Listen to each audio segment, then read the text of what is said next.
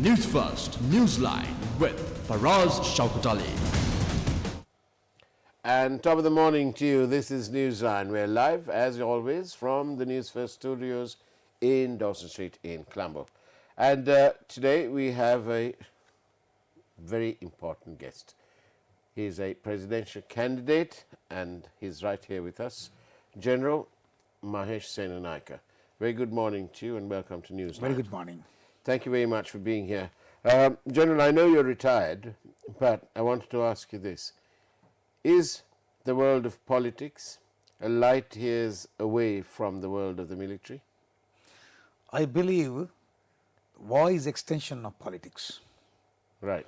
So though we do not get involved in politics when you are in uniform, we fight because of politics.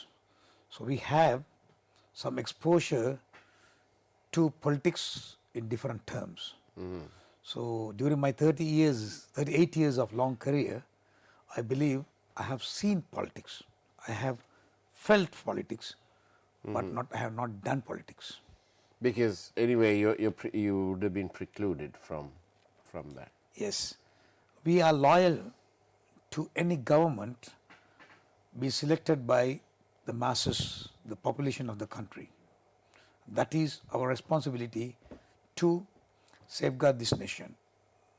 In your 38 years of service, has Sri Lanka ever come close to having a military takeover? Not the exact words of military taking over, but what I learned in history, it has been something like that in 1960s, early 80s, 60s, but not during my tenure, after I joined the army in 1981.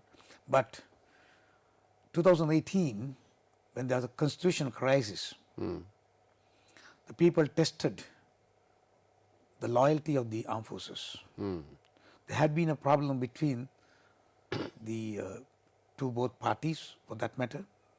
There may be His Excellency the President and the Cabinet or the Parliament, but I stood very firm with the armed forces that we do not get involved even in that particular time for politics, and we wanted and we advised both parties to resolve their problems in under the judicial system, not let the military comes and get involved, because the democracy, the preserving the democracy is our prime. Thank you for that clarification there. And on Newsline, as we do on Newsline Prime, we do encourage you to send us your questions by SMS only, please. 0772 300 305. And I'm sure our control room's putting that up on your screen right now. And we are, of course, in conversation with the presidential candidate from the National People's Party, General Retired Mahesh Senanayake.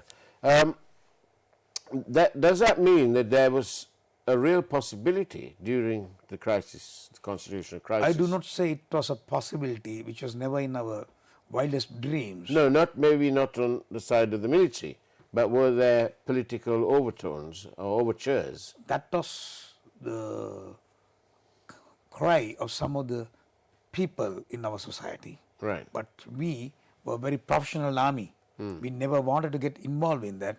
So that 52 days, we wanted to ensure that our professionalism is maintained and exhibited to the international community as a professional army, and the Navy and the Air Force for that matter. That is the very reason that we did not get involved, but we had constructive discussions with both the groups. And General, after 38 years in the army, where you've led a very structured, disciplined life, and perhaps self-control was the key word, what possesses you to use up your retirement and the quality time that you may well be spending with your children, your wife, without the army looking over you?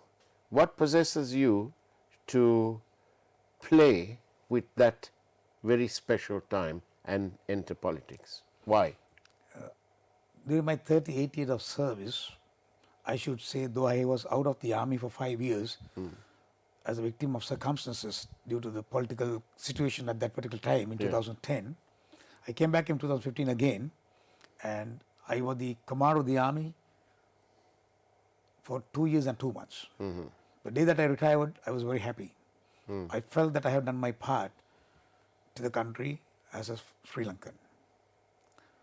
After retirement, I was studying what happened to all of us in this country.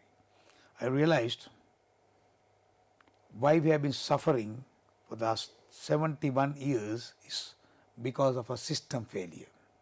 It includes the political culture of this country.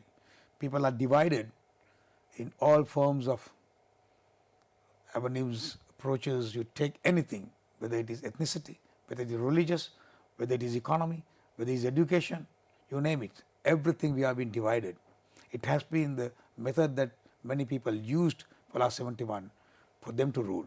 So I realized, how can I tell my children after commanding an army, daughter, son, this country is not safe, country is not progressing, you go out. You speak to many youngsters in the country today, people are not happy of what's been happening. How old are your children? They are late 20s. What, do they feel that this country isn't safe for them, or that it doesn't have a future for them? That's what they have been discussing, because I meet their Their friends peers, always, and as a commander and a soldier, I have been meeting people outside. It's true that they feel that they are confident on the armed forces, but overall, that insecurity is a factor. So at that particular time, I was thinking, how could I ensure we address the aspirations of the people? One is insecurity, the progress, development, sustainable development. Then that is the very reason I have decided to get involved in a different field and not with a major political party. This field, politics, in Sri Lanka especially, is, let me put it this way, if the military shines in all its glory and the youth look up to this and say, wow, I'd like to join the military, or the army, the navy, the air force, the police, I'd like to. And that if that is a shining example of what people aspire to be, then politics must be the equal opposite of that. Exactly. Politics has come to a position where no right-thinking parent will want their children, or they shouldn't be jumping up and joining. It will only be alarm bells if their kid turns up one day and says, you know what, I want to be a politician. So why enter this sort of pit of snakes and whatever? I have entered into this new game not to take power, not to take revenge from anyone. I have entered here to initiate actions to make a change in the system. When you take politics in Sri Lanka, it's a fact that miserably we have failed due to the systems or the politics that we have been practicing from 1948 to today. So that is the very reason I want to initiate or get the masses to understand we need a different political culture. Then only we can go equal to soldiering, what you said, the two opposite camps. That could be made closer with my discipline, which I got it from the military, with my leadership, with the exposure experiences that I have done, get involved in crisis management. And that's a tool, it's a factor for us to come back onto a new set of rules, games, and bring it to a profession where people start respecting. In a time, and it has been going on since the end of the terrorist problem, where the international community are supposedly unhappy with Sri Lanka's performance in terms of its human rights record, various allegations of departures from due process and so on. Some even suggest genocide and all that. As a soldier, as a citizen of Sri Lanka as well, does it make you sad that these claims are constantly there and that nothing appears to be done about it? I have been a part of this war Yeah. for 30 years. I have been working under the commanders as directors in planning, executing operations, but I could say that there was no such incident took place. These are only allegations. But unfortunately, last 9 years we could not answer. When I say we as a country, Yeah. not the military, Yeah. the country could not answer in a very positive and a hard way against those allegations, number one. Secondly, so many commissions were established, studied, recommendations were made. Did we adopt or did anything on those recommendations which were solid to clear the name of officers and soldiers who fought for the country? It did not. There may be very other reasons among the authorities. That includes the politicians, but it is not the military. The government or the masses, they want the rulers to do it. It did not take place. That's the very reason that after 9 years, 10 years, these allegations are coming up again and again. Every year, twice minimum in Geneva or in New York. It happens, continue to happen, unless otherwise we address them and take firm action. I don't say no war has fought with zero casualty, Yeah. both sides. Yeah. But if there's something has happened, there have been inquiries. Take action. But I mean, I hear what you say, but there are some things that simply haven't been done. There have been videos available with purportedly people in uniform. Surely the HR division of the military would have been able to spend hours looking through them and identifying these purported soldiers. And if they didn't, if they were some other force purporting to be military people, then issue a statement and nip it in the bud. Why this sort of lackadaisical, I don't care, I'm the king and I don't care what you peasants say? Why? That's what really went wrong. We have to understand that we as a country cannot live in isolation. We are under globalization. We cannot exist only as Sri Lanka and Sri Lankans. So whenever there is a requirement to address, they should be far in advance, they should be doing it. When the war was going on, there were other group of people who were supposed to be doing it, not the soldier. I don't agree with the videos, the clips that the people talk about. Yeah. There is no surety, guarantee to say that is only from the Sri Lankan military. Exactly. But same time, there were so many, if somebody wants to use the genocide or kills done by the terrorist, Yeah. that includes what happens in the south, not only in the north and east. Yeah. Those are not battlefields. Yeah. North and east was a battlefield. What happened in Colombo? What happened at Aurantalawa? What happened at Anuradhapura? All Anuradhapura, Srima Bodhi. All those were Kandy. Yeah. Those are incidences. So have we take action on that? Yes, and that's the problem. The international community are driven obviously by people with different agendas. And why is there, they're just focusing towards the end of the war? But their problem was 29 years and more. Yes. So I think if you're going to look at it, you need to look at it. You need to look at the whole picture, Definitely. not only here. Not only the end. Yeah. So that had been a long war, as you said. Yeah. So every other day, every week, every month, something would have happened. Yeah. So it is the responsibility, not only the military for that matter. There are so many agencies Yeah. within the government structure who should be doing it. It may be, for example, Ministry of Foreign Affairs, who takes in charge of situations, the commissions that they have done. That's why I said commissions were done. If they have found anybody responsible, we would have taken a local action. We don't have to wait for international interferences that. Yeah. This is not the only country in the world that had been war. So many, every day something is happening in the world. So since we are a small country in that sense, Yeah. we have been pushed to a corner. So I should say the soldiers and officers are not on their private wars. It was a war, bloody war. That particular time something has gone wrong, yes, as a country, the responsible people would have taken action. How big is our military? It is close to 200,000 army alone. But it is like, that is inclusive of our killing action. Do you think all our Kollos are going to vote for you?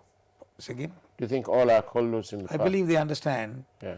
They understand who I am Yeah. and what I have contributed to the army for 38 long years and what I have done to the betterment of the organization and to the country at the command of the army. What's the morale of the army when you left it? I should say I transformed the army, a combat soldier to a peacekeeping soldier. That must have been difficult. Very difficult task, but combat soldier to a reconciliation soldier. For example, in the north, maybe few politicians are shouting and making cry about getting out of the army. Army should be out of their soil. But you speak to the public, whether it is north or east, they have accepted that is their Sri Lankan army. It is not a Sinhalese army. So that is the engagement that we have. There's so much of social work and engagement that we have done for last many years, and especially during 2 years and 2 months, and I had the commander Jaffna, Civil Force commander, have definitely changed the perceptions of the civilian population. In your bid to become the president of Sri Lanka, what do you see as, how are you going to address the big issue?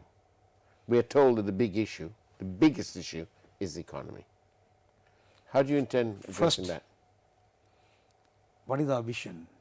To have a flourishing country, Sri Lanka, that includes all ethnicities are united, understand each other with values. A Sri Lankan with values, what we have lost today is that. Right. And getting together and going forward and marching forward to get a prosperous Sri Lanka in time to come.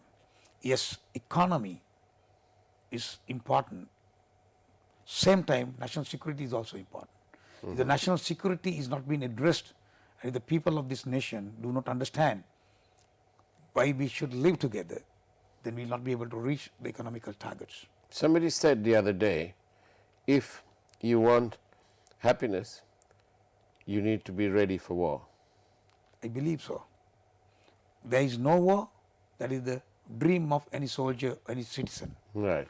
But to ensure, that is not only physical war that we are talking about. Yeah. I'm talking about the food security, environment security, health security, all that belongs to this. If the country is not healthy, but obviously, General, sorry to interrupt you, but obviously the country is a very sick patient, if you like. Corruption is endemic. There is regular departures from due process. There are regular lies put forth by the most senior politicians in our country. And yes, I am referring to the statement made by dear Prime Minister Ranil Wickremesinghe, in which he said that the loan for the Hambantota port is not being serviced, meaning that he's paid it all off. It's absolute tosh, complete tosh. The Prime Minister, unfortunately, was lying, because that loan is very much alive and the government of Sri Lanka is paying. So we don't know what happened to the money. It probably went into the consolidated fund and then just disappeared through your fingers. That's just an example. How do you correct this culture of corruption? It's almost as though a politician comes into power and thinks, right, well, what are the deals? When you take the legal system existing today, it has provisions, but they need some changes. For a simple example, in any government sector or a public sector for that matter, always the chief financial officer and the secretary is responsible. Everything stops at that level. But the people who take the real decision are the politicians, the ministers. The day that we make amend our legal framework to ensure that particular politician is responsible, whole thing will get changed. Today what happened, this is the mentality what we got from 1948. The Britishers who were ruling us, Yeah. they were the owners of this land. So everything is made for them to be free, and we have to work as slaves. So legal system is for us, not for them. So they own, they use it, they take money, they take it away. It is the same as today. So that change has to be done. It's only maybe one paragraph or few sentences change requires that the owner should be made responsible. But yes, because the buck has got to stop somewhere. That is what I say. That has to be done. Once it is being done, within no time, everything is fall into the correct. Thank you very much for many questions that have been sent here. I'm just going to read one of them because it really says it all. I totally agree with General Mahesh. The Rajapaksas panicked and did not handle the situation properly. The American explanation of collateral damage applies not only to them but to us too. The US is hypocritical, as before our leaders give an explanation, Bush and Blair have to answer to going into Iraq in a made-up charge which has left the whole world affected. And that is really what this is all about. Yes. It was obviously a monumental PR blunder when both the then President and then Defense Secretary both claimed in well-publicized material that there was zero casualties, civilian casualties, instead of saying that they managed to keep the collateral damage to a minimum. And that's what it was, isn't it? Isn't it true to say that there was collateral damage? Whenever we are planning operations, every time the plan A may not work, plan B. So always we are expecting the unexpected. So all the plans were made in such a way during the war by the military strategist to ensure they are our own people. Whether you are a Tamil or a Muslim in this country, they are Sri Lankans, they are brothers and sisters. We were planning to ensure minimum collateral damage in terms of our firepower. And how effective going to be to ensure they have been, what are the aim of the exercise? To rescue them from the clutches of the LTT. It is not to destroy them, it was to rescue them. That is why it was known as humanitarian operation. So humanitarian operations are not being planned to kill except the adversaries of the LTT, but not the civilians. So it is done in such a way. I always say there cannot be a war with zero casualty, but definitely we are done our level best to ensure there is no unwanted casualties or collateral damage. The way that it has been been informed already, that is due to our negligence of information, Right. not giving what we were doing. So there is no secrecy in that. No, but it's we just did that they didn't address that issue address properly. It would have been the immediate action. Immediate action. You play a match of cricket and next day morning you have a debrief and plan and you reply. But we did not. We took such a long time unnecessarily and allowed the others to make so much of allegations. Now we are on the reaction mode. Would have been proactive at that point. Rather than reactive. That was the problem. I'm going to read one more message from one of our viewers. And thank you very much for participating and being proactive with this program. General Mahesh Senanayake, please intensify your campaign and build your brand. Wish you all the very best.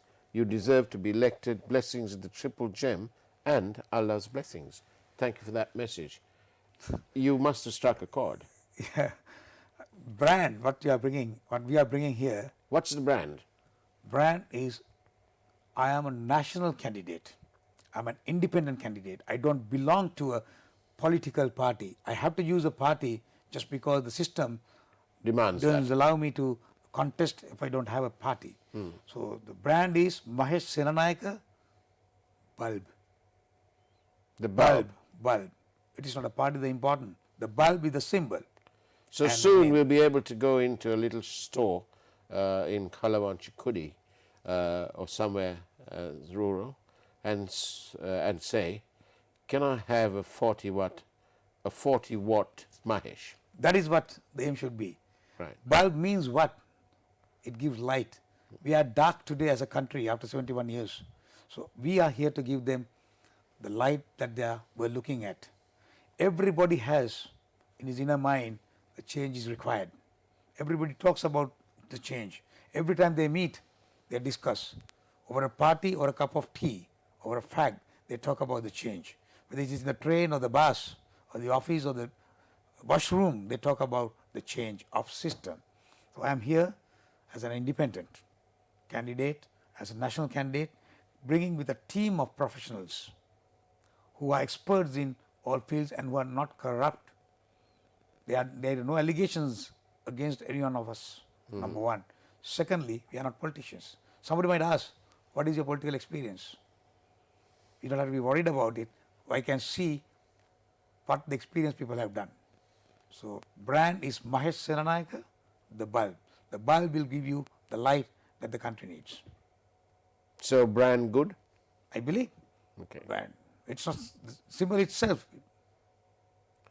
There are some wonderful brands in our country, you know, in the medical field, in the world of UPVC pipes, you know, nod, nod, wink, wink. We know that. But these are wonderful brands Yes. that have been built up, homemade. Yes. You know, Eslon is homemade Yes. brand. So people, when they ask for Eslon pipe, it usually means a UPVC. Yes. You know, so these are wonderful brands, and I honestly wish you well in your quest to take Sri Lanka out of the darkness that we appear to be in on a number of fronts: financial, corruption, Health, transport, health, you name transport, it. everyone. I mean, I can't see why people in the rural areas have to walk 5 to 8 kilometers to get to the nearest hospital or their nearest clinic to get their free medicine, which they will take, like say if you've got diabetes. I can't see why the provincial governors can't arrange for a transportation service, a regular transportation service, which every month will see these buses going, these mobile clinics going around. It doesn't need much, you know, the blood test, the pressure, the eye test, something, you know, the ECG, something like that. Yes. And to deliver the tablets that you need every month. If they do this at the provincial levels, and, you know, they've got enough of money. Definitely. They've got enough of money. It is not utilized properly, Yeah. and immediately action plan is you can curtail, and 25% that could be stopped and utilized for other projects to build the standards of the living. Well, there you go. Newsline, thank you for interviewing, so on and so forth. Many, honestly, thank you very much indeed for all your questions. Most of all, thank you, General Mahesh Senanayake. Thank you for your efforts over 38 years to make our country as safe as it is now. Thank you very much. And on behalf, I think, of all our viewers, of all the people, we honestly want to say thank you. And especially from our network, we want to say thank you, and thank you again for making Sri Lanka the safe place as it is and enabling all of us to at least vie for democracy again. Thank you. General Mahesh Senanayake, thank you very much. And that's the way it was on Newsline. Take care, have a wonderful day ahead of you, and of course, God bless.